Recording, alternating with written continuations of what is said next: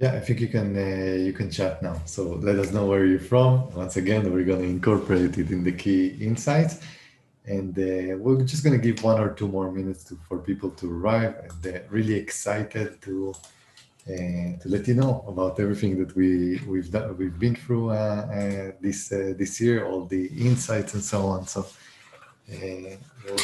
we'll be starting in 1 minute.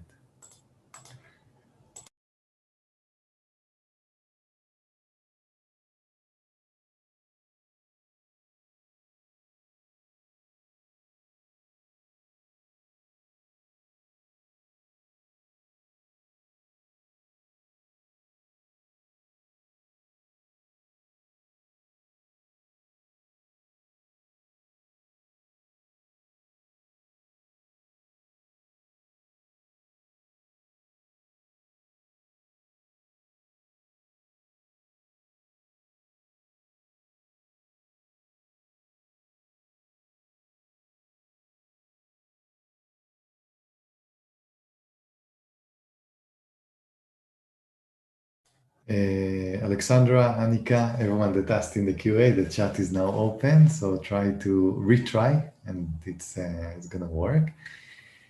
And yeah, super. So we're gonna start. We're gonna start. So really want to thank everyone for arriving today. It's absolutely great pleasure to have you with us in our annual release of the StartupBlink rankings and report. It's our annual celebration, already since 2017. And yeah, I'll just say that a little bit about the format for today. We're starting with, let's say, an introduction, a little bit about what we've built this year, not only on the report, but also a little bit about the platform as well. We have some really exciting news about what happened to StartupBlink today, the new version of StartupBlink. After we talk about the design, we're going to talk a little bit about the introduction of the report. The report editor, Mr. Ziv Baida, is going to be with us, telling us a little bit about what changed in this year report. Then we're going to switch to a few insights or key insights from the report. An interesting part, probably about what changed in the world, what are the top ecosystems, which one went down, which one went up. So we'll try to give you a quick brief, although once again, there are so many of them that it's a little bit of a problem. Quick reminder, if you let us know where you're from in the chat, we will try to let you know what's going on in your city and country. So the chat is now, should be open. Let us know if it's not on the QA, and we will fix it. And the last part is probably going to be the most interesting part. This is the part where ecosystem developers from a variety of countries are going to pitch their startup ecosystem and are going to tell us about why you should think about relocating your startup to their ecosystem. That's one of the most interesting parts of this, let's say, event. So yeah, let me maybe start with the little bit of an intro about the. But first of all, I do want to ask you if you can type things in the chat. If not, let me know in the QA, just so we know that this was solved. Let's see. Okay, so I'll let you, because maybe Ziv, I know that you were here. Can you try typing something in the chat? So just so we have a look. That's great, excellent, super. So the chat works, and yeah. So let's start with presenting first of all. What did we do in StartupBlink? This year it's special because it's not only the report. We've also created a few tools that are available for you online to kind of analyze ecosystems and to know what's going on with ecosystems. So if you know StartupBlink in the past, StartupBlink has now changed. I'm going to share my screen. This is the new version of StartupBlink. For the first time in history, we have a homepage, so we're very, very happy about that. And first of all, the homepage kind of describes what we do, and of course, a few elements that are always there. I think the most interesting things in the homepage are the ranking tables. We have redesigned the ranking tables for you. They're now much more clear. And then just as a side note, for those of you who don't necessarily want to read a report of 300 pages, you can now basically go to startupblink.com and consume the rankings via those tables. Those tables can be filtered by, so you can change between country, cities. Of course, there are 1,000 of them, so you can scroll between all pages, even increase if you want to see more ecosystems in one view. You can have a look at a regional view. Let's say you're only interested in the Middle East and Africa, so you can pick a specific view. You can also pick a specific population tier of only cities from a certain population and so on, and kind of like really organize your own rankings. One of the most interesting things that we've done this year on the ranking tables is the ability to not only see the global rankings, but also see rankings across verticals. There are 11 verticals. Once again, it's open at startupblink.com. There are 11 verticals that you can choose from. So let's say if you're interested in hardware and IoT and so on, you can see that the rankings are going to be different. For example, hardware and IoT, Shenzhen is in the second place in the world, overperforming by 19 spots from its global ranking. So you can really get some interesting insights from those interactive ranking tables that are now on the site. In addition to that, the map was greatly upgraded. Click anywhere on the map and you go to the map. Once again, the map is open for absolutely everyone. What's new with the map? First of all, a new design. And second of all, there are a lot of interesting information that you can consume, just like always, the startups, the co-working, the accelerators, the leaders, the organizations. You can filter the map by unicorns and see what are the unicorns around the world, what are currently the 630 unicorns that we're tracking, exits, Pantheon companies, and many other filters that you can also use on the map. Some of those features are available for pro users, and most of them are available for everyone.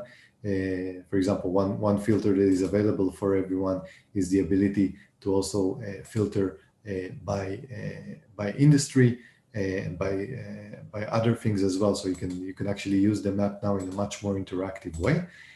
And I'll just say that other than the upgraded map, the ranking tables are also here. One thing that we've changed this year, and we're very happy about it, is that each city has a dashboard. Each country has a dashboard as well. So for example, if you're interested in, I know that we have a few friends from Tallinn, if I'm not mistaken. So you can either click on the dashboards on the map itself. You can click on them on the ranking tables. If I'm not mistaken, I'm going to do a spoiler alert. Tallinn is now ranked number 66 in the world. So you can go directly, if you click on it, or if you click on it via the map, you can go directly to the dashboard. Each city has its own dashboard. And as you can see over here, you can see the rankings of the city across. And again, this is open for everyone. It's open for the public. Where is it ranked nationally? Where is it ranked regionally? Where is it ranked globally? What are the top verticals in each country? Again, those are thousands of dashboards that are currently live, some of the notable startups, and of course, other views of the startups as well. So that's something that we're really happy about. You can consume a lot of the information of the report now via the dashboard. So super happy about this, and we're hoping that the map is going to be useful for everyone. And yeah, other than that, let me quickly jump to Ziv Baida. Ziv Baida is the editor of the report, and he's going to tell us a little bit about the things that have changed this year and what can you expect from this 300 pages report. So Ziv, I'm passing it to you. Thank you, Eli. And thank you also for inviting me to be the editor of this year's report. It's been a massive job and a brilliant one. I loved it. And a lot indeed has changed in the website, and just as well, a lot has changed in the report this year. So first, let me say this is the most comprehensive report worldwide about startup ecosystems. So whether you're interested in learning about your specific ecosystem, you want to do a kind of a health check, you want to do a benchmark, whether you are an ecosystem developer or an entrepreneur that looks to a location to relocate or to locate, whether you're an investor, you will find those insights that you're looking for. You'll find it all there. And this year, besides the ranking of the 100 countries and the 1,000 cities, we have a number of new analyses that we added, thinking that those analyses will be well received by the audience. They provide some really cool insights that can be derived once you analyze the raw data. And so we did those analyses for you and we present the results. So what are those analyses? First, like Ellie already mentioned, the industry analysis. So if you're interested in what's happening in e-commerce, or what are the hot places for health technology, you will find the answer in the report this year.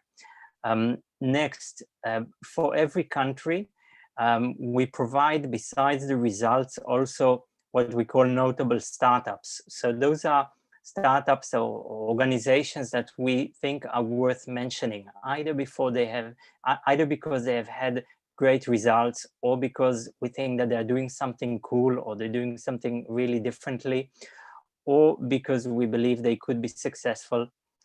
So a few different reasons, but the common denominator is those are companies that we think are interesting to look at. And it doesn't mean that we say that they're all going to be successful. Some may eventually fail, probably, in all likelihood, but these are cool companies to look at. Next, we have some special recognition to a number of types of ecosystems. So first, we have cities that ranked in the top 100 worldwide, even though their countries did not rank in the top 100.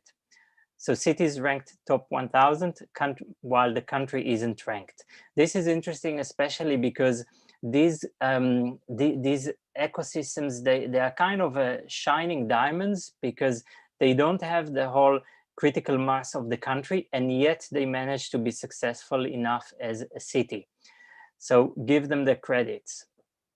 Then the second type is ecosystems that have a lot of special entities. So what are special entities? They can be unicorns, companies that have had an exit, an IPO.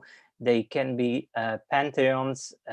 So those are companies that typically we see that they have a lot of influence, positive influence on the ecosystem. For example, when there are unicorns and pantheons and exits in an ecosystem, then more other companies are likely to choose that place, to be attracted to that location.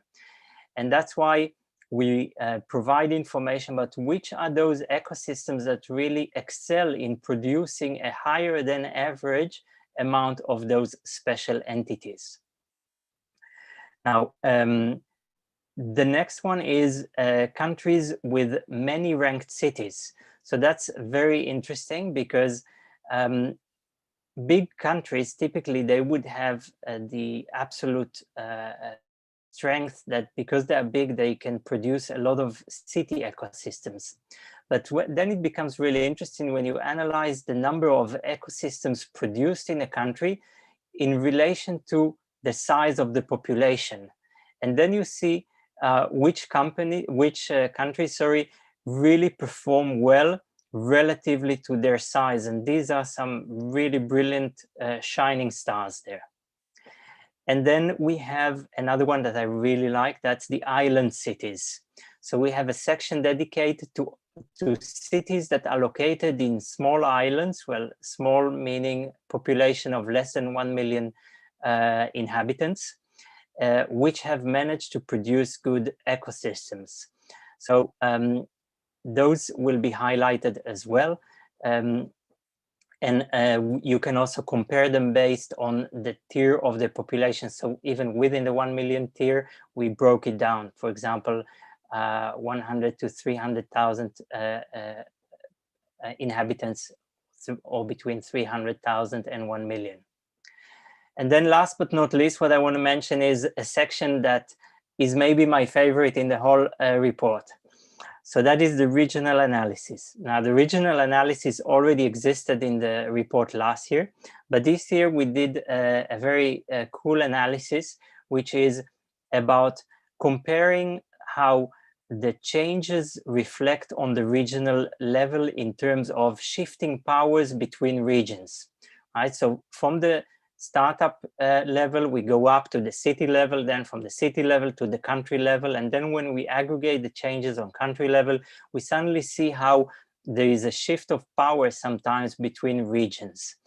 For example, Europe, Asia Pacific, North America, how do they perform this year compared to last year? And that's what we describe in a section in the regional analysis. So lots of insights to consume.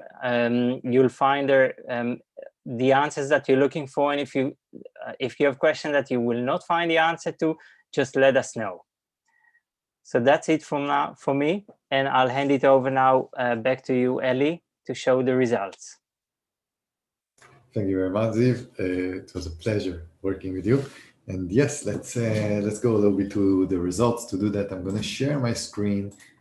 Once again, if we're going to do results about 1,000 cities, it's going to last until tomorrow morning. And we have another webinar at 1 a.m. This is our second one. We have 3 of them today to accommodate all time zones. So we're going to be fast and try to kind of talk about the top insights.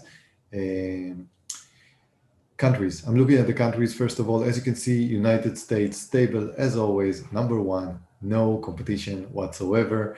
Another country that has been stable around the years, around the #2 is United Kingdom. However, I do want to say that Israel is closing gaps for the first time from United Kingdom, and they're now very, very close. So it's always so it's really nice to see how close they are. Other than that, we are also we have the ecosystems of Canada. Basically, Canada is ranked #4. The thing about Canada is that it used to be with the top 4, and now it's becoming more and more basically connected to the bottom part of the top 10. So you have the United States in a big margin, United Kingdom and Israel together, and then Canada kind of glued to another very, very strong ecosystem, which is Germany. Then after that, we have also Sweden that has made one of the most amazing jumps this year, a really, really substantial jump that we were very, very happy to see. And Sweden is actually becoming a very strong powerhouse of an ecosystem in Europe. After that, we have China. China is one more of the most amazing success stories as well. It's ranked 7th, and if you track their graph over the years, you would see an horizontal line, which is pretty amazing. So China is just closing gaps in such an extraordinary way. By the way, the country section takes into account population. It takes into account 1.4 billion people in China, and that just shows you how strong the ecosystem is becoming there. It's actually a very, very, let's say, a tectonic shift in the global startup ecosystem. What's going on with China? We're going to go to the Chinese cities in a second. After that, we have Switzerland. Switzerland is a Swiss clock. They've been ranked 8 in all our reports, and they just an island of stability in the top 10. Australia losing a little bit of momentum. Singapore, another ecosystem to really watch for. They're doing great, and they're jumping, and they're becoming a regional hub. Netherlands, relatively bad momentum, sliding down from #6 to #11, one of the biggest decreases in the top 20. France, very stable. Estonia, the first Baltic country, #13 in the world. Bear in mind, this is a country of less than 2 million people, an absolutely amazing achievement for such a small country. Finland ranked below Estonia at #14. Spain had a massive decline this year. That's mainly because of what happened to Barcelona and Madrid that have declined this year, both of them in about 10 spots. Lithuania, relatively stable at #16. Russia, relatively stable at 17. And then we have Ireland, South Korea, and India. India has made a return into the top 20 that we're very, very happy about. Other ecosystems that should be mentioned, Brazil, the first ecosystem in Latin America, ranked 24. The United Arab Emirates is now ranked 25 in the world. It's by far the strongest ecosystem in the Arab world, an absolutely big jump from the United Arab Emirates. Track those guys because the amazing things are happening both in Dubai and Abu Dhabi. Taiwan, one more excellent ecosystem. This country is just growing every year. It has a lot of new cities this year, which is very notable. One other country that we want to mention, New Zealand, great performance by New Zealand. The first African country in the report is South Africa.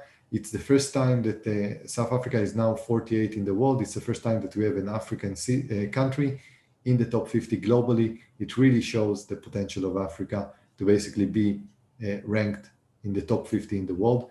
And we're expecting to see more and more countries joining this high ranking of African countries. There are many other insights, but basically on the countries, I think that's pretty much it. On the cities, I'll share a little bit about the top 20. As you can see over here, one dominant super mega city of the San Francisco Bay, the San Francisco area, ranked number 1. I do want to tell you something interesting about San Francisco. 2019, the total score of San Francisco was 5 times more than New York and anyone below it. In 2020, it was 4 times more. And now it's 3 times more. All the cities below San Francisco are closing gaps very fast. So it's going to take a lot of time until a city threatens the number 1 spot, but there is a very clear and evident process of closing gaps. New York at number 2, very stable as a second global hub. Beijing, maybe one of the biggest changes. It's now a top 3 city, amazing amount of innovation. Take into account all of the innovation there is for the local market, which even makes it more impressive. They managed to build a global startup ecosystem that is closed. You can look at it as a closed garden and is specifically catering only the Chinese market. It's absolutely amazing achievement that they managed to get so far with one basically closed ecosystem. Los Angeles, a great startup ecosystem, ranked 4th in the world. London, for the first time, is not ranked number 3. After many years that it's ranked number 3, it's now number 5. Shanghai also jumping to the top 10, amazing achievement. A second Chinese city in the top 10. The top 7 have a big gap from all the others. At number 8, with a gap from number 9, is Tel Aviv. After that, we have a few ecosystems that are really glued together on the rankings. Moscow, Bangalore, 2 very interesting ecosystems that not a lot of people are talking about. Paris, Seattle, and Berlin. So it's basically a little bit about the cities. I'll just say that Sao Paulo is ranked number 20. It's the only Latin American city in the top 20. Let me see if I have something else for you below the top 20, but I think we covered most of it. And I do want to say that we have Shenzhen at number 21, another impressive ecosystem. I don't see a way that Shenzhen, considering what's its momentum and how far it went this year, it's probably going to be a top 20 city without a doubt. We mentioned Sweden. Stockholm is now number 24 in the world for the first time in the top 25, which is just showing how the Swedish ecosystem is becoming very hot, very good ecosystem. Other than that, there are a few Asian cities, Hong Kong, Hangzhou, Jakarta, Taipei, with great momentum. So yeah, that's a little bit about let's say the rankings. As you can see over here, there is massive amount of additional knowledge over here. We're hoping it's going to be useful for you. I'll just mention for a second about a section that Ziv specifically mentioned, the rankings of regions. We can't go over this now, but I'll just tell you generally that there is very interesting distribution around the world of regional rankings. I'm just going to show you a quick graph just to get you a feeling of what's going on in the world in terms of region. This is the interesting graph that I wanted to tell you. As Eve mentioned, there is also interesting things about the momentum of what's happening. As you can see currently, most of the ecosystems in the world of the 1,000 cities are in Europe. 386 are currently in Europe. You have the second club is of course from North America. Do take into account those are only 2 countries, USA and Canada. That's it. So that's a great achievement for those 297 cities from North America. Then we have 161 cities from Asia and Pacific. And then we have the rising locations still. Both Middle East and Africa and Latin America and the Caribbean have not hit 10% of the global ecosystems. However, they're improving. There is also a very interesting graph for those of you who download the report and want to dive deeper about how many cities are there per tier of innovation. So you can see over here that although we said that Europe, for example, has the most ecosystems in the world, when you look between the ecosystem ranked between 1 to 30, almost half of the cities there are from North America. When you look at the cities between 31 to 100, you would see that still the ecosystem that has the most cities is still North America. And only on the lowest ranked ecosystems, you see that Europe is taking the lead on both of those tiers from 101 to 300, 301 to 1000, really showing you that the European ecosystem have a lot of cities, but still lack a little bit on dominance on the quality. So I'm hoping that we encourage you to have a look at the report. It's more than 300 pages, so of course, hopefully it will be useful for you. And yes, now we're moving to an interesting part of basically speaking with the ecosystem developers. I do want to tell you something about the pitches. Usually we expect startups to be stressed and to arrive and to pitch their startup with a lot of energy. This is happening now for mostly governments and public sector that are interested to also join the startup game and feature their ecosystem and convince you to move to their city and country. I just want to say to everyone who agreed to do that, that you're a testament to how the public sector should be pitching, just like your startups, trying to get talent and just being out there and promoting your ecosystem. It's absolutely great, and thank you for doing that. That's so important. We all need each and every one of our countries need a public sector that is active, that is vibrant, that is getting out there, hustling and pitching. And that's exactly what you're doing. So thank you for that. I'm now going to switch the stage to Josh from our team that will slowly onboard all our pitches for today. So Josh. Thanks, Eli. Hello, everyone. Thank you for coming today. So first for our pitches, we're going to have Daniel Romero of ProExca in the Canary Islands. Okay, so Daniel, I'm going to give the stage to Daniel. He's going to take it away from here. Just bear with me.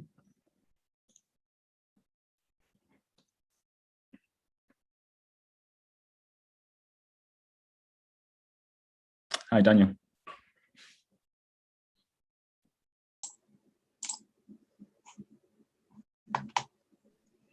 Hi, Daniel. So what I'll do, thank you for coming onto the pitching event today. What I'm going to do is put on a timer so that you have 5 minutes to do your pitch. All right. You can take from there. So bear with me. All right, thanks Eli and Josh for the introduction. First of all, congrats on your comprehensive report and ranking. This allows us to know a little bit more about what is happening in other ecosystems and open the opportunity for the collaboration. And also thanks for inviting us to share with the audience what is unique about the Canary Islands startup ecosystem.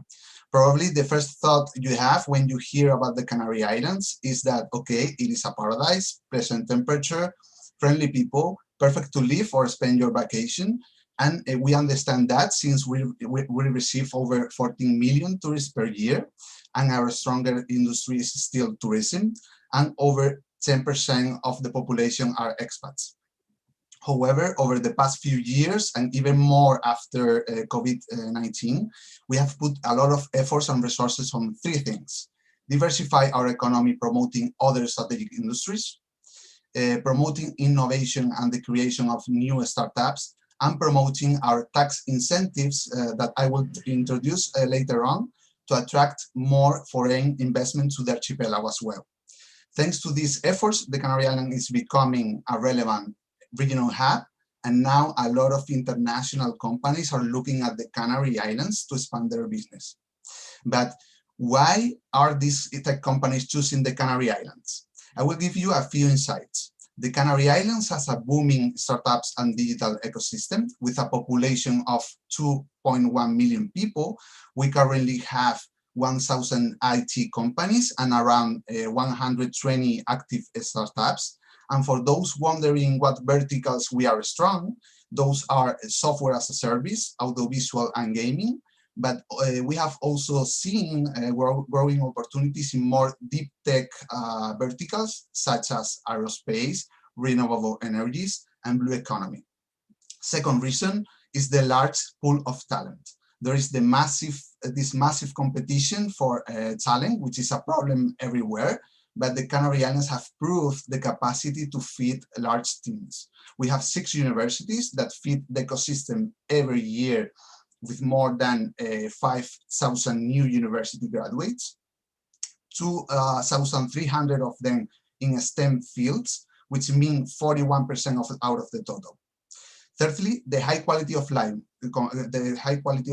combined with the good weather, good connectivity, and infrastructure, makes the Canary Island one of the best valued destination among remote workers and digital nomads, which provides tech companies located here a major capacity to attract foreign talent as well, especially from Europe.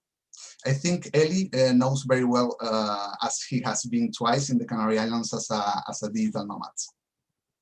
Also, our privileged geographical location among America, Europe, and Africa, and time zone, which is the same as UK, is perfect to serve your international clients and coordinate your distributed teams. Another concern international companies have is about their connectivity, but since we are islands, we have make sure that we are hyper connected with Europe, not only in terms of flights, that we have 6 international airports, but also in terms of online connectivity. And just to give you an example that will probably surprise the audience is that the Olympic Games IT systems are managed by Atos, which is a multinational IT company from the Canary Islands. So this provides you with an example of how reliable and strong the telecommunication is. And what about places to work? The Canary Islands have more than 45 co-working spaces, and we count on 3 tech parks that host both innovative companies and R&D university groups, which makes these places an ideal environment for startups. But what are the incentives? The Canary Islands have the lowest corporate tax rate under our European Union regulation, which is a 4% corporate tax rate, and the largest R&D tax credits of 75.6% with a cashback option, allowing startups to succeed with bootstrapping as they reduce their annual personnel and boost their profits. What about funding? From the private perspective, it has been important to understand the implication of corporations. And a good example is the Archipelago Next, which is a venture capital firm with 15 leading companies behind this that provide with investment for growth stage startups and have launched a program with 34 challenges to boost the creation of new startups. Sorry.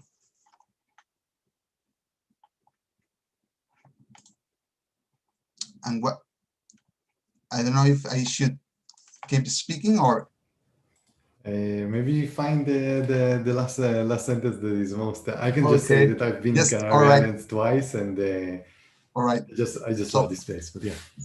Sorry. So just to give you a few insights that what way we can help as a team. So we are the public economic development agency, and we support with key information about incentives, connecting you with local partners, and support and guidance for your company to establish in the region. Okay, so to do so, we have a dedicated team with senior consultants specialized in different industries, and our international representatives that are located in different locations of Europe, America, and West Africa. An example of our expertise, just last year, we have helped than more than 40 companies to establish their business in the region. So if you want to be the next, just let us know.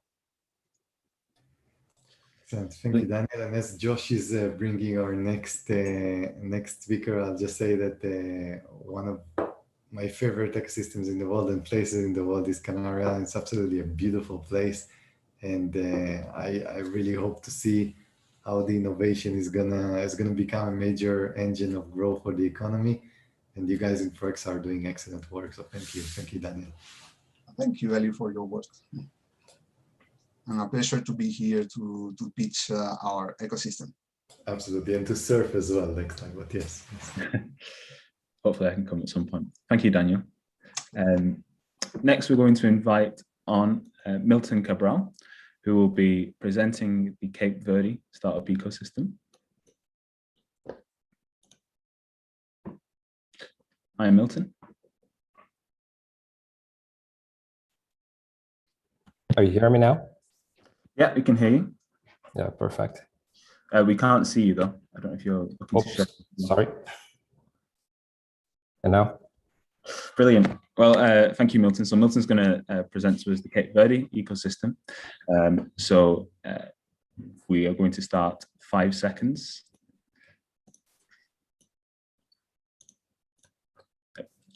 Five minutes. Now. Okay, perfect. First of all, thank you for having me here, and congratulations for the 2021 StartupBlink report. We are very excited to be in here and to be ranked once again and in a better position. So Cape Verde is a small country with 10 islands in the corner of Africa, in West Africa, that are investing in the last years in activating, creating the best innovation ecosystem for startups. So for this region, the government are now investing in different initiatives, all supported by a program that we call it Cape Verde Digital, to boost our local innovation ecosystem through some actions in 3 main pillars. First, attract our diaspora. Second, support our local and challenge our local ecosystem. And third, create a buzz and create visibility about the local ecosystem and attract talents to our local ecosystem. So by this reason, Cape Verde Digital are in the last years investing in some specific programs. For example, in creating talent, we launched a program that we call Code for All. That is basically a coding bootcamp that are willing to produce talent in coding, converting young boys and girls in coders in 40 weeks. Another program that we have is Bolsa Cape Verde Digital. It's a kind of a pre-incubation program that we basically support during 6 months tech startups that are developing tech solutions, tech-driven business solutions. Another program is Go Global. That basically it's a program that we run to provide the opportunity for young entrepreneurs to travel to international events about innovation and technology and learn how fast the world is moving, and also use that environment to create contacts, to make networks and attract partners. And another important program that I want to mention, it is what we call Reinventa. Reinventa, it's a kind of open innovation initiatives that we basically are proposing an innovation process, procurement process for different verticals of the country. We launched the first edition in partnership with the tourism sector, and basically we could attract thousands of entrepreneurs in presenting solutions to solve and save the tourism sectors. And the heart of this movement, this initiative, or this vision of the government to transform Cape Verde in the tech island, it is our tech park that is under construction, and it will be finished. It will be finished on during this year, and the tech park will have 6 different components: data center, business center, incubator center, training center, administrative building, and conference center. And basically it will work as a trigger to boost our ecosystem and allow and attract international multinational to come here, work from Cape Verde.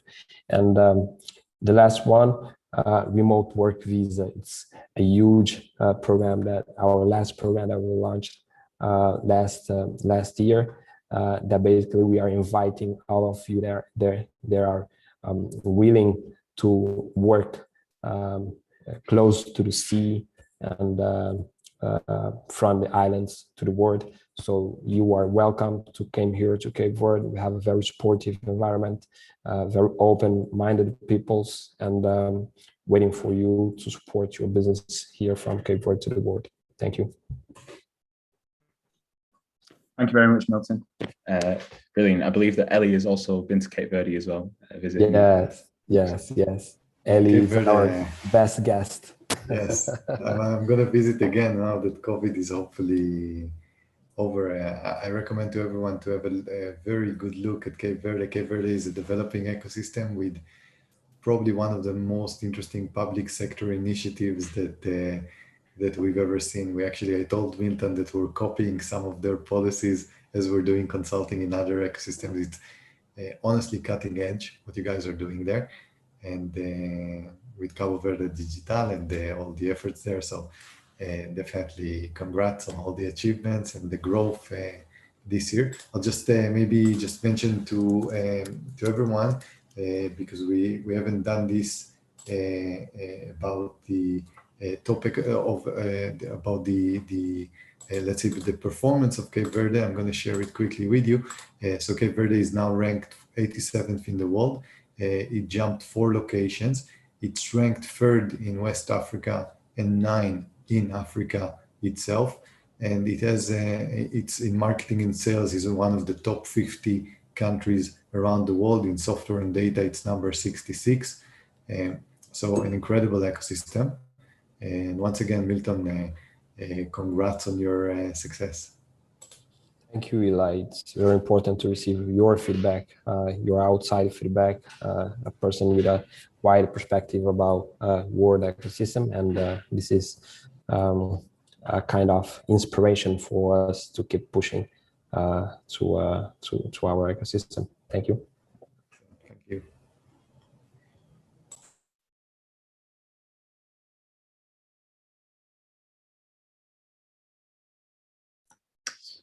Brilliant. So thank you very much, Milton. And now we have Dario from Pouring, from the ecosystem of Rijeka. I think that's how we pronounce it. Who's going to be presenting the ecosystem. Just bear with me a second.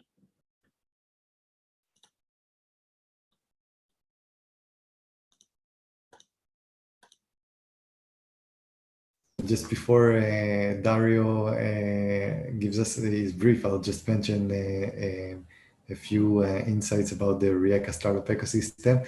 So Rijeka is currently ranked number 3 in Croatia, a very strong ecosystem in the top 3, growing, and is in the top 15 in the region of East Europe, although it's also the Balkans and Central Europe, but doing really well. Worldwide, it's in the top 500, an ecosystem that is growing. I've been in Rijeka. I visited Dario as well, a beautiful port city. There are a few overperforming industries like health tech, social and leisure, and software and data, where Rijeka is even excelling even more than its global ranking. And yeah, just a great ecosystem altogether. So that's it's always good to see the accomplishment of relatively small cities. I'll just go back a little bit for Cape Verde and not for Cape Verde, but for Canary Islands. I'll tell everyone, forgot to tell you, Las Palmas is one of the only ecosystems in Spain that have increased this year. And that's a major achievement, showing once again those islands, how are they doing.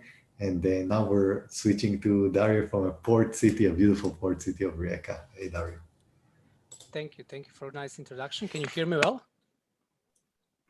Excellent. Can I share my screen for a bit? Yeah, of course. Yeah, just then you can press to share your screen. Excellent. Can you see the screen at the moment? Yeah. Yeah. Excellent. Thank you so much for inviting me today. I'm very happy that I can show you what we are doing and how Rijeka ecosystem is doing. And what short introduction? Where is Rijeka? Rijeka is in Croatia. Is a city of 120,000 inhabitants. It's on the Adriatic coast.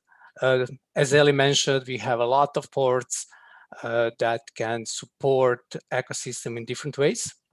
So we have less than 5 minutes, so I will start with presentation of what we are doing and other ecosystem players who are supporting all the ecosystem in Rijeka and in Croatia. Just short to see about my agency. We are for 25 years here, more than 1,000 clients, 100 projects, more than 150 incubated entrepreneurs. On 3 locations, we have one big production park that we are all of these for supporting entrepreneurs in our region. So I think that this is something that is worth to mention.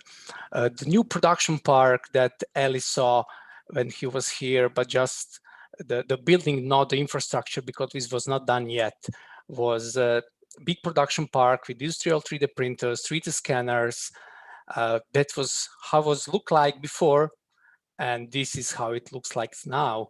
So you can see the difference one more time. So I think that you can see how we did great job here with the reconstruction of production park, now supporting 16 entrepreneurs with production halls, with meeting rooms, conference rooms, plus industrial 3D printers, 3D scanners in technology lab, just a short portfolio of what we are doing in these production parks. So it's you can see the models for museums, you can see for dental medicine, you can see some other things for automotive industry and so on and so on. So we can see that all the things that we are doing, and this production park it was only open last December, and already we have a lot of projects with the entrepreneurs here. Not talking a lot about Rijeka Developer Agency pouring with our production park, I want to also mention the other ecosystem players who are very, very important here and have a big role why we are doing all of this and what success we achieved. For sure, this is something that I want to show you at the moment. This is Startup Incubator. We started in 2013, and at the moment, we have a lot of teams there, users. Here is the historical part till now, what we did.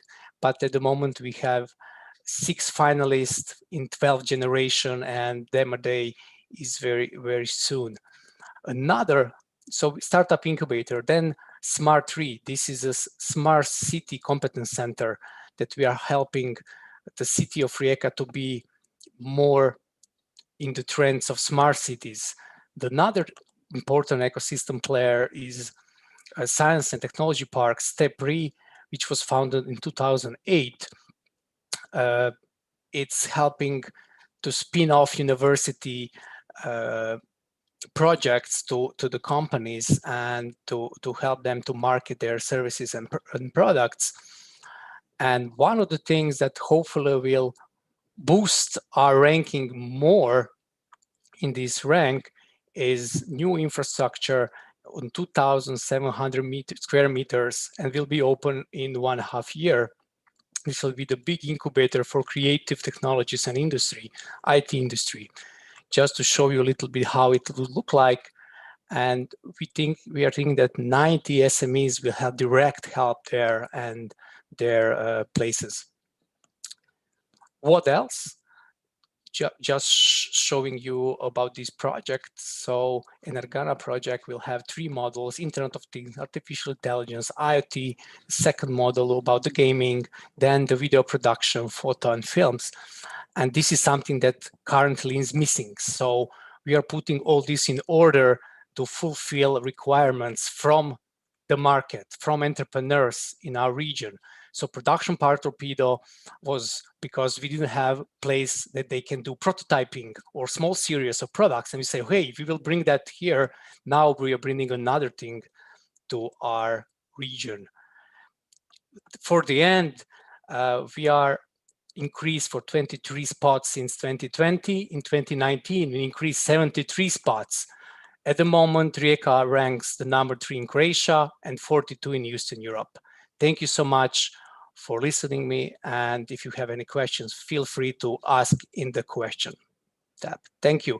Ellie, looking forward to see you again here, and you're more than welcome to see what we did with the production park. And of course, Energana is reconstruction. So if you come till end of the year, you'll see this building too. So thank you so much for this opportunity. Thank you, Dario. Beautiful city, Rijeka. Reminds me of my hometown of Haifa. Absolutely recommended city to travel to and also to start a startup. So thank you. Thank you, Dario. Thank you so much. Excellent. I think the next ecosystem that we have is actually the first ecosystem I haven't traveled to, which is the ecosystem of Nottingham in the UK. So just before Josh is connecting us with our picture from Nottingham, I'll just say that in those rankings, we had great results for Nottingham. Nationally, in the United Kingdom, Nottingham is now number 14, jumping over 3 other UK cities, really getting close to London there. Regionally, in Western Europe, we're talking about number 75 in the world, also great momentum. And globally, also very good momentum, double-digit jump to 253. Some of the most interesting, highly ranked industries in Nottingham are energy and environment, also almost the top 100 industry, e-commerce and retail, 120, and fintech. You see a few ecosystems that are in the top 200, overperforming in those ecosystems, in those specific industries. That's absolutely great. And yeah, let me move to Josh to introduce. Yes. Thank you. Yeah, so introducing Nottingham, the ecosystem today, will be Katie Beard from Investing Nottingham. Hi, Katie. Hi, it's actually Nicole that will be talking about Nottingham. So if you could possibly add her to the panel, that would be fantastic. I'm just doing the slides. Oh, no. Okay, promote Nicole. Thank you.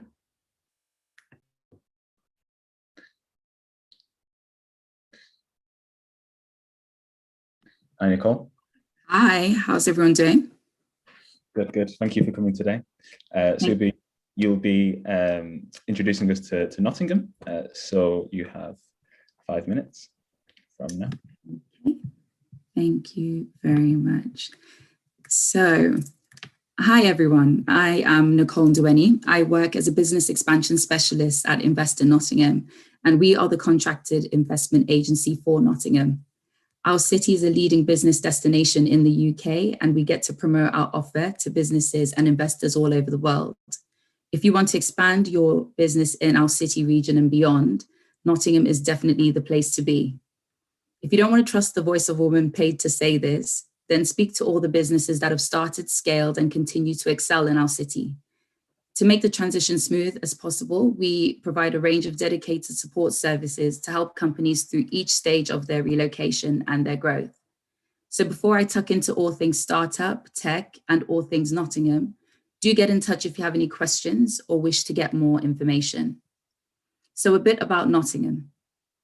It's an ambitious city in the heart of the UK with a strong independent spirit that isn't afraid to disrupt the status quo and do things differently. A city known for its resilience and its innovation, where leaders are born and legends are made. A place that's on a mission to become the UK's first carbon neutral city by 2028, Nottingham is the biggest business centre in our region, just an hour and 40 minutes away from our capital, London. You'll find out that most of you already have a link to our city and have had it since childhood, having enjoyed the legendary tales of Robin Hood and his very innovative financial redistribution model, as we'd like to call it. He changed the financial services landscape, and that disruptive DNA remains present in the pioneering spirit of Nottingham today. It was the spirit of disruption that helped Nottingham's Ada Lovelace work with Charles Babbage to create the first mechanical computing machine. So a bit more history on that. In the 1970s, spurred on by Lovelace's legacy, a team of coders in Nottingham put together the first customer records on a computer database. They went on to become the global leaders Experian, and the knowledge-driven environment fostered by businesses like Experian have given birth to a new generation of creative digital enterprises that now rank Nottingham as a major centre for tech development and business growth. We are entrepreneurial, edgy, creative, and most importantly, growth happens here. This year's 12 Clusters of Tech report describes our region as a growing cluster of technological excellence. Modern specialities in health tech, HR tech, and fintech are grounded in the region's roots, whilst we continue to pioneer new pathways for the future. Our region is a mix of thriving, new, and established businesses. Our investor confidence proves it. Data from Deal Room shows that 396 million was invested in our tech sector over the last 5 years, and a 300% increase in investment from the previous year. If it's funding you're worried about, we have it. If it's talent you need, we've got it. Over 2.1 million people live in Nottingham's journey to work area, and we offer an excellent pool of talent for companies looking to get the right people for their organizations.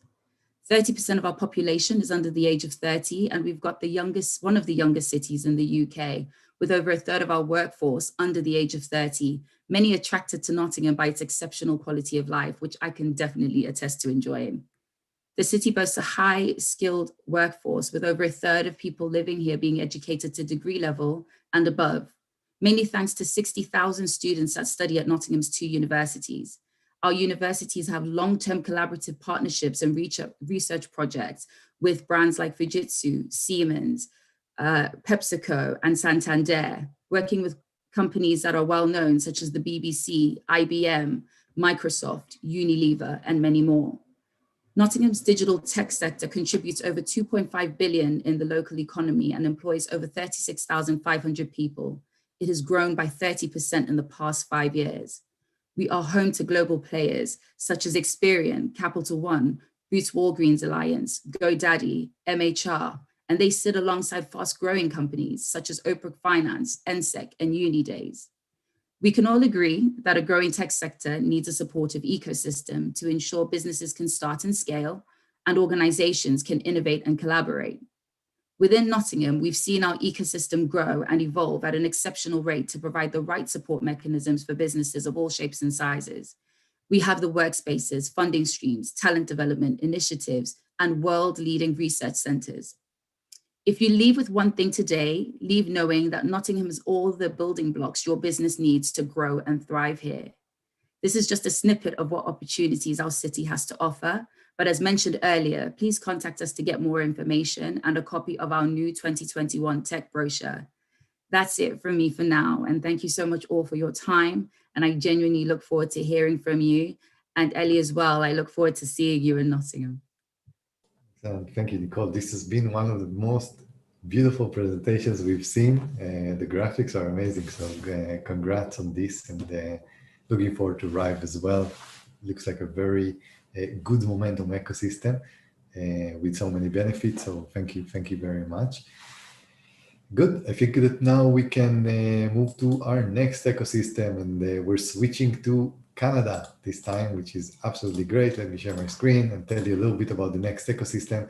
The next ecosystem is Quebec City, straight from Canada, just like Nottingham, great national momentum, jumping by 1 spot, now ranked 7th in Canada, ranked number in the top 50 in North America.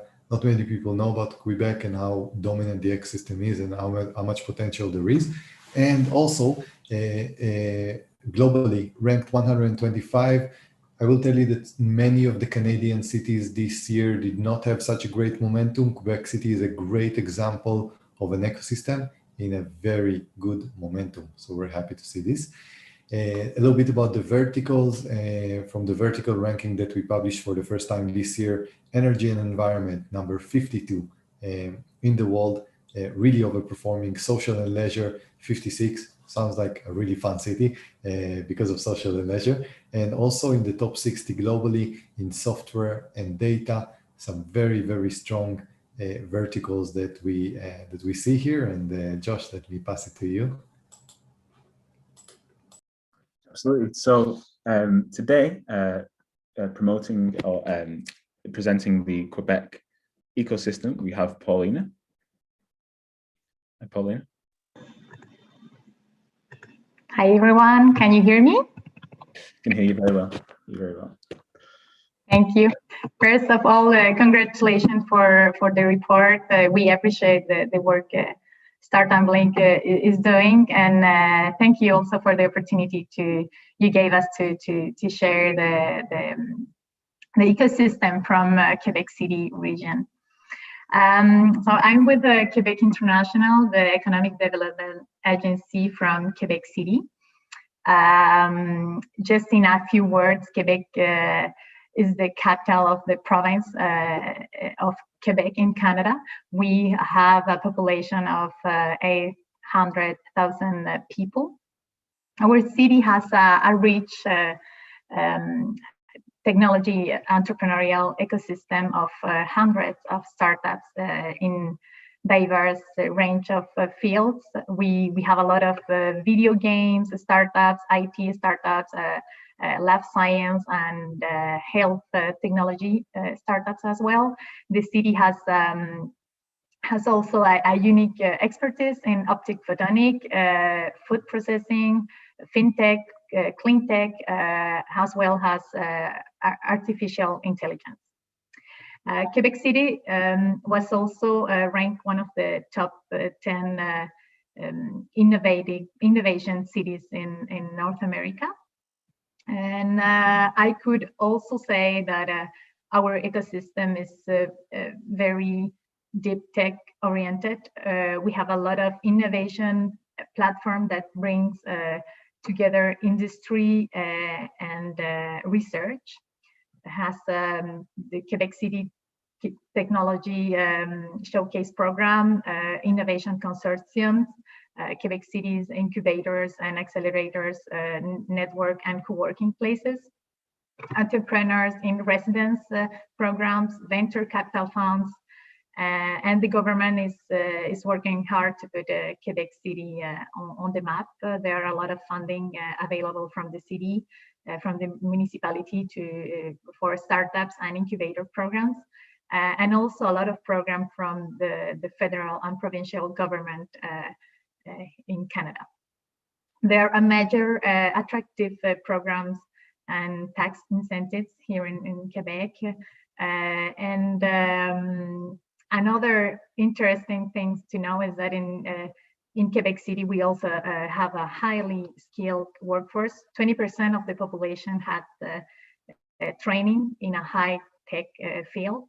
3% of the GDP is invested in research and development. We have very affordable operating costs for startups and companies, and we also have one of the lower cost of living of major cities in Canada. I think in general, the city offers a high performance environment, incubators, accelerators, entrepreneurship schools, crowdfunding, co-working place. And just to end, our team can support you to establish your startup here in the city. We run our own incubator in Quebec International, but we also collaborate with all the incubators in the Quebec City region. So we have a very interesting soft landing program for the foreign startup. So that is, thank you. Thank you very much, Colin. Great presentation. Ellie, so next we can maybe take a look at the Denver ecosystem that will be presenting. I'll just say, Paulina, it's really great to see someone managing to finish the presentation before time. So that's a great achievement, because we are great believers that there are very few details that should be shared about an ecosystem, and that's great. And looking forward to visit Quebec as well. So thank you very much. And before we speak about Denver, I'm just gonna quickly show a quick, this is all, by the way, in the site, accessible to everyone, all the ecosystem that we've shown. You know what, let me quickly, because we actually missed Las Palmas, because this is such a great idea. Just before we talk about Denver, let me just show you the current momentum of Las Palmas. So we have all the format for all the ecosystems. Las Palmas is in Canary Islands. We had Daniel talking about this. Number 5 in Spain, going up this year. Top industries are transportation, social and leisure, e-commerce and retail. All of them are very high, at the top 150 in the world. So that's absolutely great. And now Denver. Once again, I want to tell everyone, those all those views of the dashboards of each ecosystem is available at startupblink.com for everyone to view. You just have to go to the search box and search for the ecosystem of your choice, or just click it on the ranking tables and it will take you to the dashboard. A little bit about Denver. So Denver is super strong. It's ranked number 12 in the United States. It had a good momentum, passing one other top American city to down, being ranked at number 12. Regionally, in North America, it's number 13, which means that there is only one Canadian city, in this case, Toronto, ranked above it. And globally, Denver is also a top 30 city globally, going up by 4 spots to number 30. The top ecosystem in Denver, and you can see here how strong the ecosystem is. Software and data is a top 15 ecosystem in the world. Health tech, top 20 ecosystem in the world. Energy and environment, top 25. It is at spot 23. I'll tell you something that I really like about Denver. It's one of the most open ecosystems in the United States, in the sense of open internationally. The startup ecosystem developers in Denver are very keen into incorporating into their city international talent. Many American cities are very, let's say, local, in the sense of only caring about American talent. Denver and a few other cities like Minneapolis, for example, a little bit Wisconsin, they're different. They're very much open and promoting their ecosystem globally, and that's something that we just love seeing. Yeah, Josh, I'll pass it to you.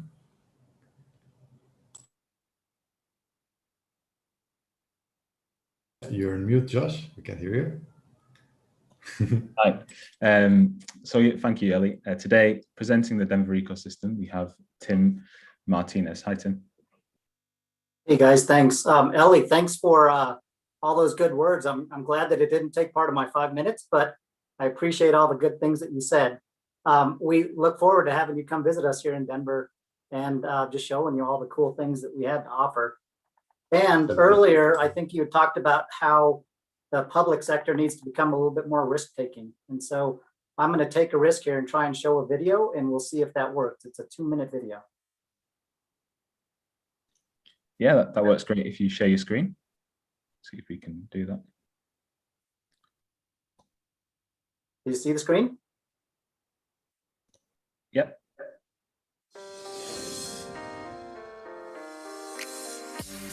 At the Denver Office of Economic Development and Opportunity, we're here to help you at every step of the way. We connect you to events, organizations, businesses, and immediately include you in our entrepreneurial ecosystem. At the Metro Denver Economic Development Corporation, we bring together more than 70 cities, counties, and economic development agencies in our region to enhance our economy. Denver is a vibrant, modern, and innovative urban hub that has something for everybody. When Zero chose Denver as the headquarters for the Americas business, we did a lot of work comparing cities, trying to understand where would be best for our organization to grow. the talent availability and the net positive migration of talent, the universities and education programs, the tech centricity, the culture of the people that choose to live in Denver. We made a brilliant decision in terms of having Adrosonic INC incorporated in Denver. And I'm really looking forward that we become an integral part of that ecosystem. Denver is a rapidly growing, dynamic, globally oriented city. As the British government's representative here in Denver, I constantly send British companies to the Denver Office of Economic Development and Opportunity. They're a great resource, and the companies always have fantastic things to say about their journey with them. I'm excited by the ecosystem that has been created to really celebrate and encourage minority entrepreneurs, female entrepreneurs. We are so excited to welcome you to Denver and to help set you up for success here in our community. Thank you for considering us as you make your business expansion plans. We trust that Denver will live up to all it has promised throughout your experience of our great city.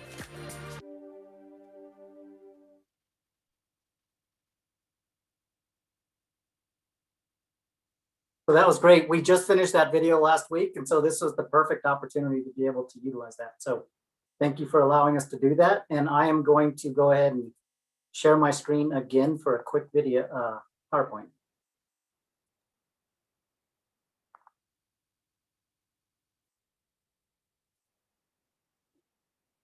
So again, my name is Tim Martinez. I work for the City and County of Denver, the Denver Economic Development and Opportunity Office. We are an office of Mayor Michael B. Hancock. He created a global business development team in 2018 for the purpose of really working with partner organizations around the world just to make Denver more globally relevant. So this type of environment that Ellie is putting together is something that we really crave to get more engaged in. And so we look forward to partnering with everybody on the call and just seeing how we can connect to help our innovation ecosystems work closer together. Denver at a glance, and these are all pre-pandemic numbers, but we were the fifth fastest growing in the city. We've been always one or two or three of the best cities to live in. We have one of the youngest, most well-educated workforces, especially when it comes to dealing in the technology industries. And so we are growing rapidly at a rate for young people to come to Denver with a university degree without a job and be able to quickly find the position that they need to get into. In technology, our state is second in the nation, ahead of Maryland, California, and Washington. We're the third fastest growing employer of tech jobs. And last year or 2 years ago, we had a $50 billion economic impact in technology alone. I mentioned our talent pool. We have the second most educated state. We're number 4 in the US for percentage employed in technology, $50,000 in net migration. Over 130,000 Denver workers are in the technology industry alone. The bottom of this slide shows we have the number 1 economy in the US, the number 4 best state for business, number 5 for economic activity, health, and innovation. And part of that, we are the fittest state in the United States, meaning that we're always active and outside. We have 300 days of sunshine. We're close to the mountains. We're close to the rivers. And so people are always outside getting exercise and getting fit, and that makes for a better workforce. One thing that venture capitalists seem to be very happy about is the fact that Denver is much cheaper than the competition on either coast.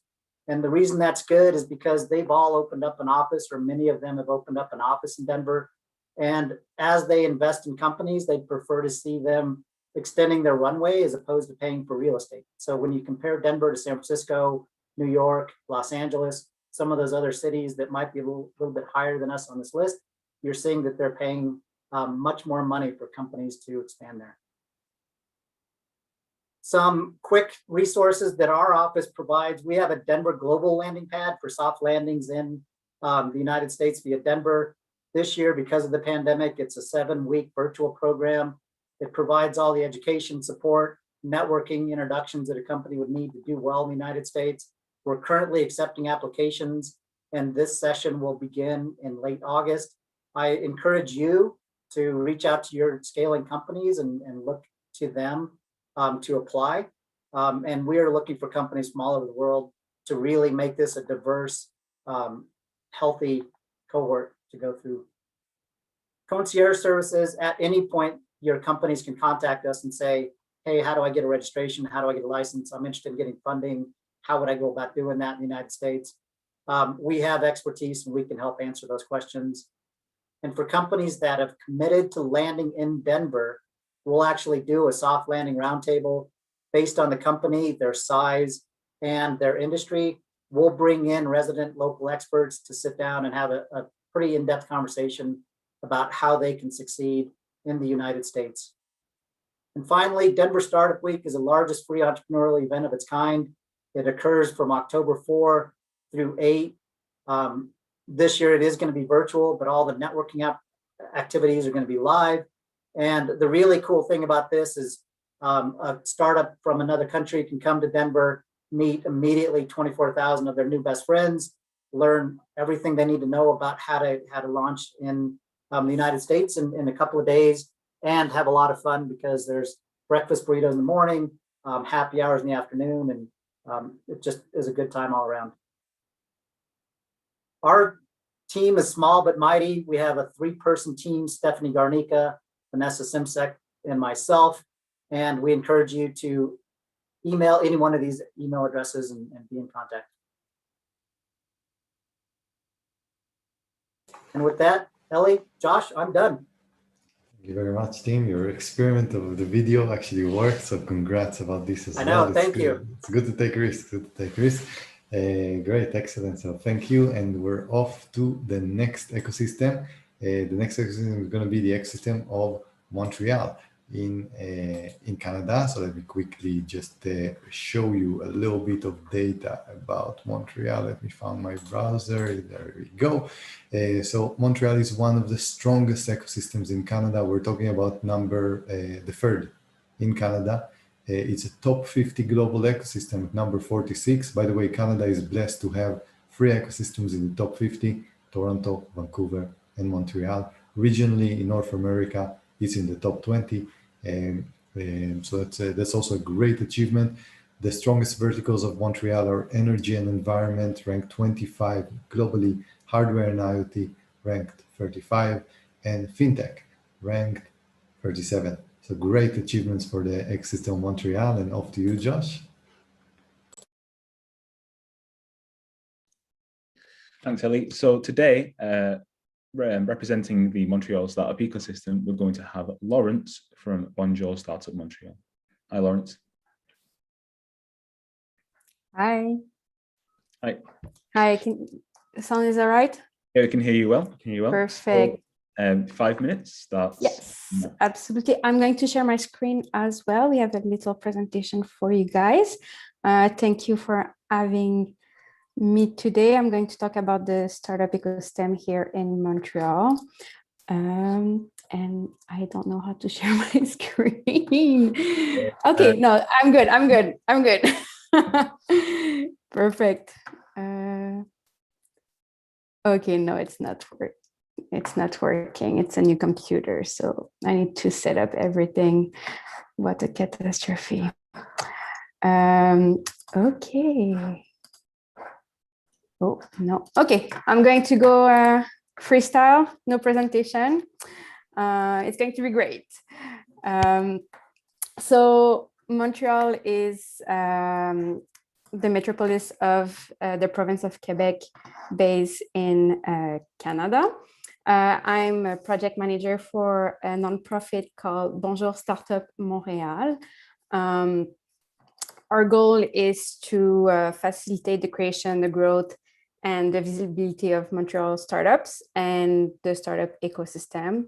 And we're working with different stakeholders to build more collaboration to profit the startups.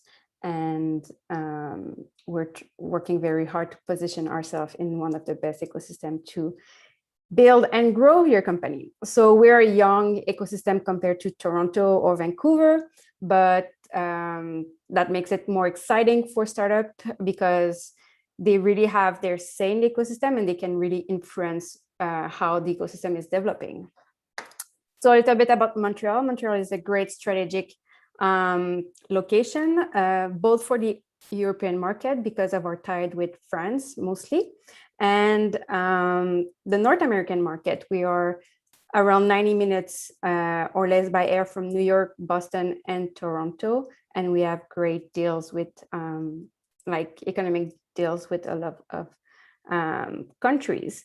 We have a big pool of talent thanks to our great universities. We have more than 100,000 students in Montreal, and 11,000 are studying in applied AI field. So great pool of talents and great specialization in AI.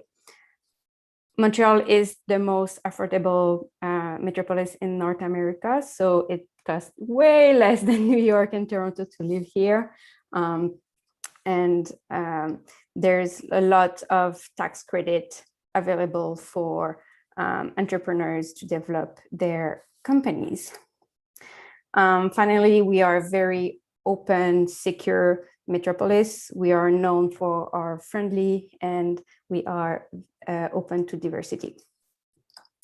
Too bad I can't present my screen because we have a great mapping of our ecosystem. So we have about 200 different organizations that are happy to help startup grow in Montreal. So anything from incubate, like world-class incubators and accelerators. For example, we have Santec, which specializes in AI and deep tech. It was named one of the top 20 incubators in the world by UBI last year. And we have great incubators based like that are university based. We have, again, like a lot of funding. I'm sorry, I can't share my screen. A lot of funding available through different government programs. We have 3 government pillars, so the Canadian, provincial, and the city, and they, the 3 of them are very, very involved in the success of startups and growth companies. Finally, I'm not going to take too much time. We are the host of a great festival, the Startup Fest. Every year we are hosting about 7,000 to 800,000, 7,000 participants coming from all over the world. And we have up to $1 million in prize in investment or cash. So it's great for founders, first-time founders, to have visibility from the ecosystem and build great network. So Montreal is a very friendly place to build your startup, and we are excited to learn to know you a little bit much. So don't hesitate to contact us, and we'll be happy to take your calls. Thank you, Dora. That's a great presentation. Good freestyle. Freestyle is always, I think, the best. It's the most flowing one. So really good job, good recovery. Just like we said before, public sector have to be just like startups in the mindset of hustling and recovering. So that's absolutely great. Congrats about this and the success of your ecosystem. And yeah, we're gonna switch next to our next ecosystem. We're now switching back to the USA. We have a lot of USA ecosystems today because North America ecosystems, because it's this time zone. So we're talking about an ecosystem that is ranked in the top 100 globally. We're talking about Baltimore, 100 globally, 36 in the United States, 40 in North America. Some very, very strong verticals in energy and environment, number 39 worldwide, 40 global ecosystem in energy and environment, a strong vertical. Health tech, 46. Health tech is now all over the news, and Baltimore is really doing very well in this. And surprisingly, also food tech at the top 60 in the world, for food tech. So yeah, looking forward to this. And Josh, I'll turn it back to you. Right. Yeah, so thank you, Ellie. So today, presenting Baltimore will be Felicia Pullum. Hi, Felicia. It wouldn't be a Zoom meeting if somebody didn't forget to turn the mute off. So I'm glad I could do that. It's great to meet you guys. Thank you so much for including us. We're really excited to be here. I'm gonna just share my screen to show you a couple of slides. The first one, if I can make it big here, is just a picture of the city of Baltimore. So this is where I work, and would love to invite you all to come visit. This is a map because a lot of people aren't really sure where Maryland is. It's a relatively small state with about 6 million people, and we surround Washington, D.C. So that's a kind of a very key part of our ecosystem. Is D.C. originally, half of D.C., or probably more than half of D.C., used to be part of the state of Maryland, and the other part used to be part of the state of Virginia. So Baltimore and D.C. area is really very, very much integrated. This is a kind of a picture of our life sciences cluster. And that's an area where Maryland is really one of the top clusters in the country because we have the National Institutes of Health, the Food and Drug Administration, a lot of academic government research resources in that area. And so you can see that this is kind of a triangle. So you have Washington, D.C. at the bottom, and then Baltimore up on the right side. That's about an hour away. So you can see how close they really are. And then on the other side is Frederick. So, you know, there's a lot of overlap between those kind of three ecosystems. And that adds a lot to the experience in Baltimore. So, you know, one of the things that makes Maryland competitive is our workforce. And part of that is thanks to the federal government and university institutions we have here. So in terms of concentration in the United States, we have the top tech and science workforce with the highest concentration of doctoral scientists and engineers in the country. So we're really, really proud about that. And our cost of living is relatively low. So in Baltimore, even though we're only an hour from Washington, the cost of living is at 69% of DC. So, you know, that brings a lot of benefits, especially for startups where they're looking for top talent, but they also need to be able to afford and grow. So this slide has, you know, my key information, and the rest I'll leave that up there so you can get my contact information.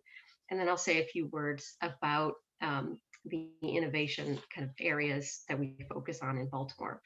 So key sectors, biotech and medtech are very important to us. You know, there's some interesting focus areas within that, including cancer, you know, a lot of different focus areas, diagnostics, vaccine development is something where there's a lot of that happening in Maryland and Baltimore, and even things as specific as trauma-related care. So that comes from, we have one of the top trauma centers in the US in Baltimore, but we also have military institutions like the Walter Reed hospital that focus on trauma that soldiers experience. So that's an area where there's a lot of tech kind of coalescing in that, and we hope to grow that field in the future as well. Cybersecurity, because we have the National Security Agency. Not everybody likes to hear about the NSA, but it's in Maryland, and so we have a lot of cybersecurity experts. US Cyber Command is here too, and so those institutions work with some of our academic institutions to continuously train new people for that workforce. So we're a great place for cybersecurity companies. UAVs and aerospace, we also have institutions that are focusing on that. And then marine tech and blue tech is an emerging area for us, thanks in part to the Institute for Marine and Environmental Technology, which is based in Baltimore as part of the University of Maryland system. So in our state, we have about 45 incubators and accelerators, and most of them are in or near the Baltimore area.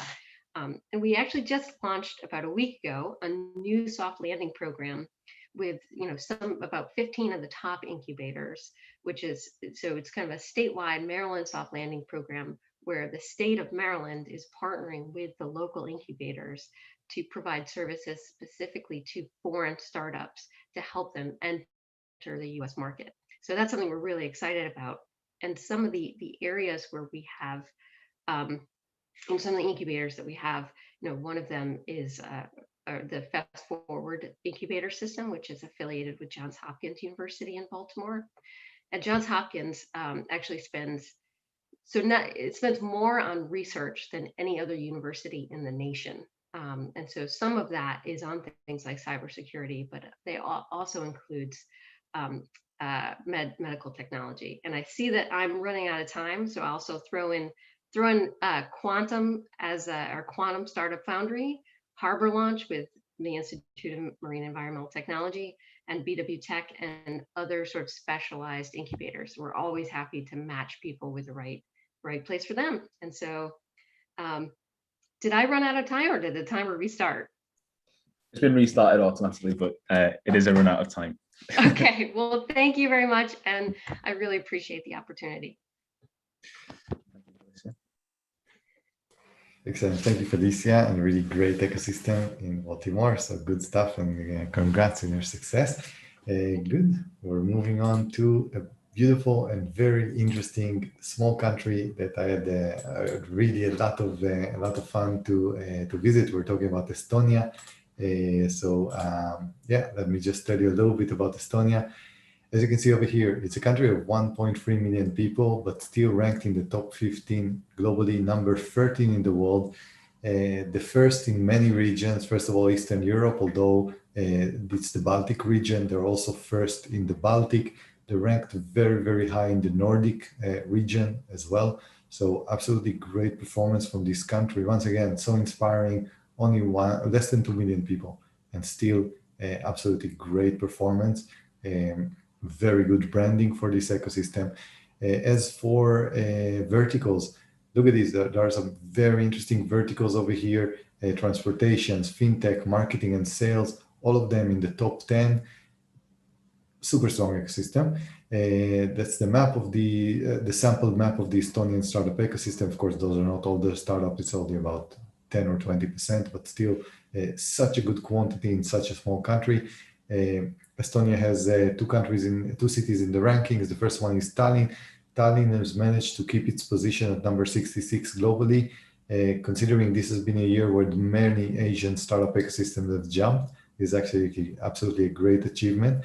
And it's also ranked first in the Baltics and in other regions as well. Tartu in Estonia is second ecosystem and really brings a little bit of a backup for Tallinn, so that's very important.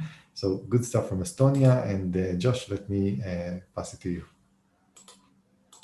Thank you, Eli. So to discuss the Estonian startup ecosystem in more detail, we have Annika from Startup Estonia. Hi. Hi, and thank you for this super nice introduction. I'm very happy to be part of this discussion today, and I'm super excited to present to you what Startup Estonia has been doing and what's the Estonian startup ecosystem currently. I'll quickly share my screen. Hope you see it. So yes, Estonia is really the land of unicorns. I'm working at the Startup Estonia as a Startup Visa and Foreign Relations project lead. Startup Estonia is a governmental initiative, and its aim is to boost the Estonian startup ecosystem. So that's what we are dealing with, and just quickly showing the Estonian startup scene in numbers. So the startup sector keeps growing, and it has grown approximately 30% per year. And as of today, we have 1,175 startups.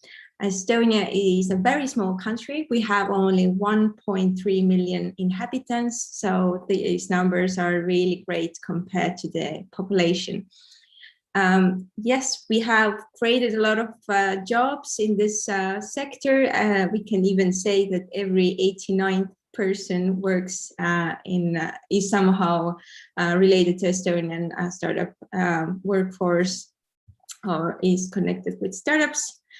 And yes, recently, last year, they paid taxes 97 million, and turnover was 782 million euros. And overall, they have raised 1.8 billion euros in the last 12 years. A lot of investments come from abroad, so this shows that the interest towards Estonia is very big indeed. Yes, so on to the next.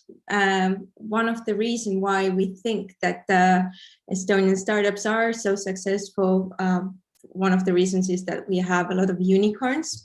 We actually have 7 unicorns in Estonia, and we are actually in the global top for unicorns per capita in the world. In Europe, we are #1, but in the rest of the world, unicorns per capita, Israel has more, but we try to catch up very soon. So a lot of successful startups really, and they give birth to other successful startups. So for example, one of the founders of Wise was also the first employees in Skype. So we can see that the knowledge passes on, and that has been one of the secret probably of the successful ecosystem. But another thing why we think that the Estonian startups are so successful is that we have a lot of support organizations. Approximately 150 organizations are trying to support the Estonian startup ecosystem. You can definitely go and check out this information at startupestonia.ee/startup ecosystem if you want to learn more. But yes, there are a lot of organizations that are divided based on the sector that the startup is at, but as well as the phase that it is in. So you can find a lot of mentoring events, organizations that deal with that, or incubators and accelerators, as well as funding and everything related to that. So that's really great. And if you want to access the amazing ecosystem, then you can actually use the Estonian Startup Visa. It's basically a program that is meant for foreign founders who wish to relocate their startups to Estonia, as well as Estonian startups who wish to hire talent from elsewhere. So if you would want to be part of the Estonian startup ecosystem, then that's a great tool for you.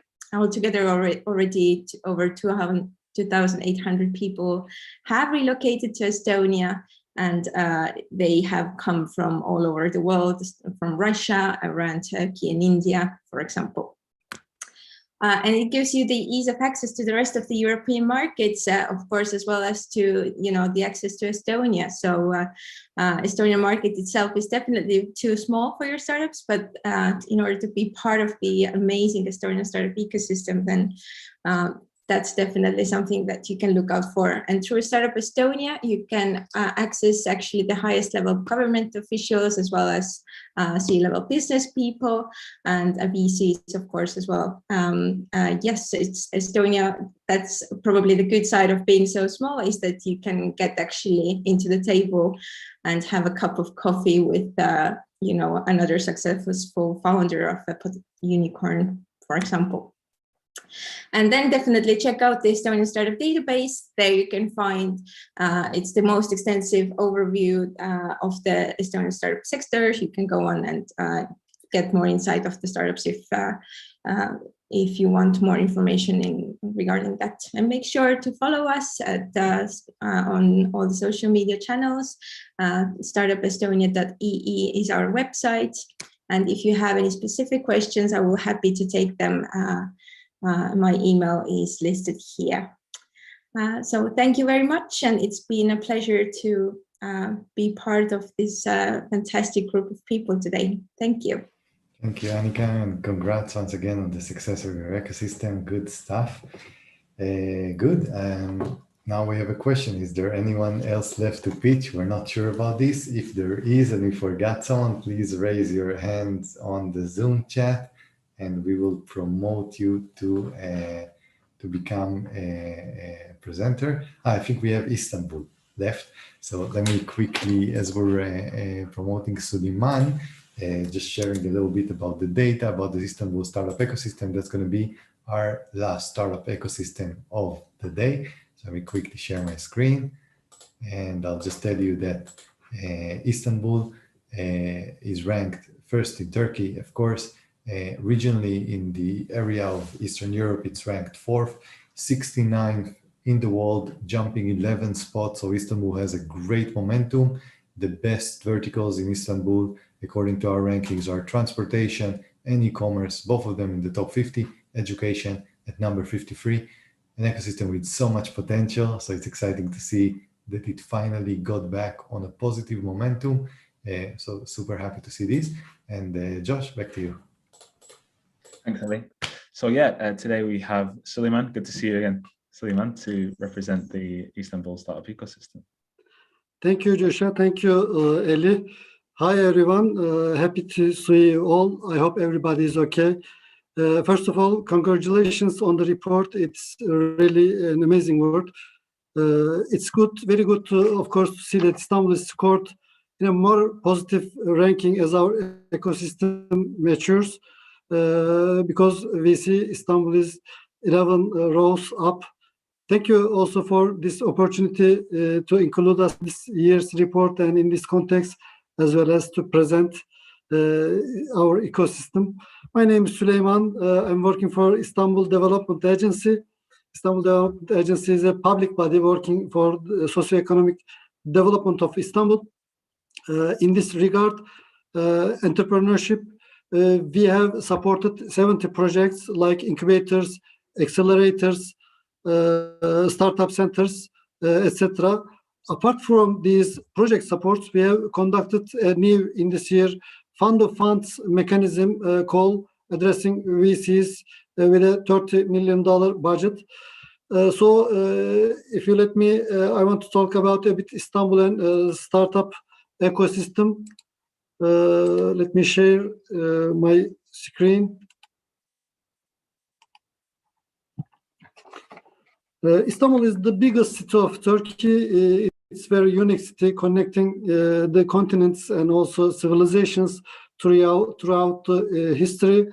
Istanbul is a very strategic position as a bridge between key markets, cosmopolitan international culture and dynamism.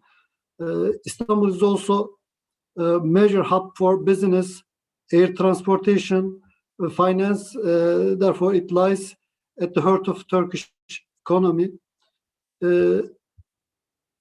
It's also a business-friendly city. Istanbul's ecosystem, startup ecosystem, is year by growing. In the last 10 years, Istanbul has secured 90% of overall startup investments in Turkey.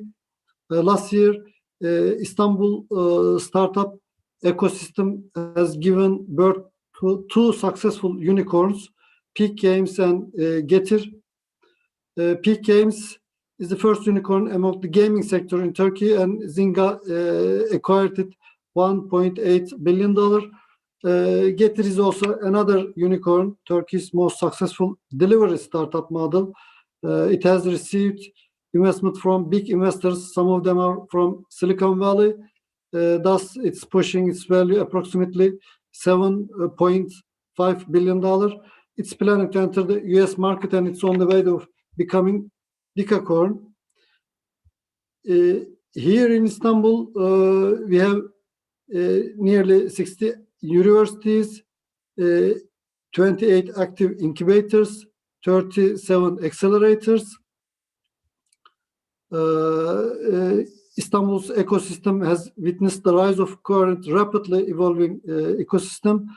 There's a strong startup culture, competitive technical talent. We believe that this dynamism, Istanbul will emerge as one of the top global performers of the world. Thank you for listening. Thank you for inviting. Excellent, Suleiman. Thanks a lot, and congratulations once again. You have a great momentum in Istanbul and so much potential in this ecosystem, and we're really looking forward to seeing it becoming a regional and global leader in the global startup ecosystem. So thank you for taking the time. Thank you. Great. So everyone, I want to thank everyone for staying so late. Thank you. And, thank you, Ali. Thank you. Thank you, thank you, and thank you, Suleiman. Thank you, everyone. And really happy the report is ready to be downloaded by everyone. Report.startupblink.com. Feel free to download it. And yeah, we're done for today. So I want to congratulate all the ecosystems that we're pitching today, and thank you all. And once again, StartupBlink.com, a totally new website. You can use all the dashboards over there, and the report is available at report.startupblink.com. Josh, thanks a lot for hosting this event with me, and yeah, we'll see you next time. Thank you. We'll leave the chat open for 5 minutes in case anybody wants to share any details. And we're also going to share a recording hopefully tomorrow with everyone. Yeah, that will be fun. Thank you very much, guys. Thank you. Bye-bye.